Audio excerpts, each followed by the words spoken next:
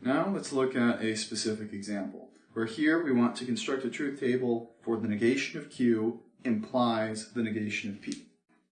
To do this, let's start with our statements. Our simple statements are pieces. That's always the best thing to do, is just start with our options and then work our way down from there.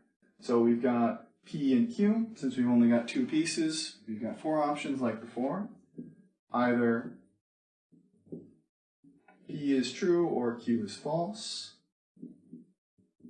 with them matching up like so. And then, since we negate both of them, we're going to want to go through our negations, where since our goal is to talk about not Q implying not P, I will draw not Q first.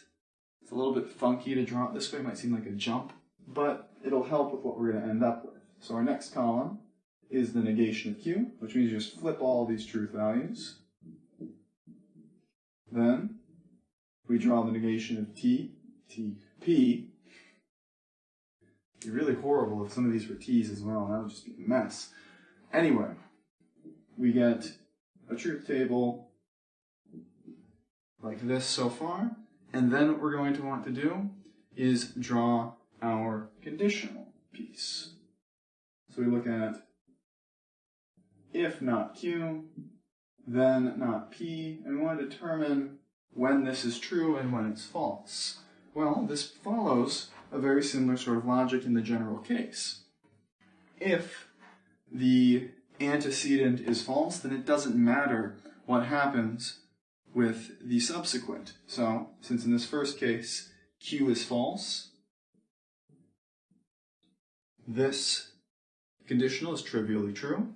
Similarly, in the third case, since Q is false, not Q, excuse me, this is trivially true. While down here, both are true. That means we've got exactly what we want.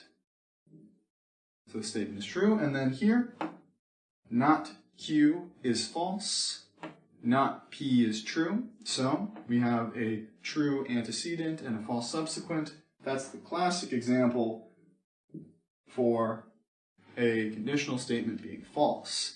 And hopefully, looking at this, you notice something interesting, that this set of truth values is the same as that set of truth values. That hints, again, at an important construction called a contrapositive that we'll see in the next section, as well as another important idea called equivalent statements that we'll be seeing in there. But for now, just understand that with these pieces, this is the sort of thing you're looking for checking when a conditional statement is true or false using one of these tables.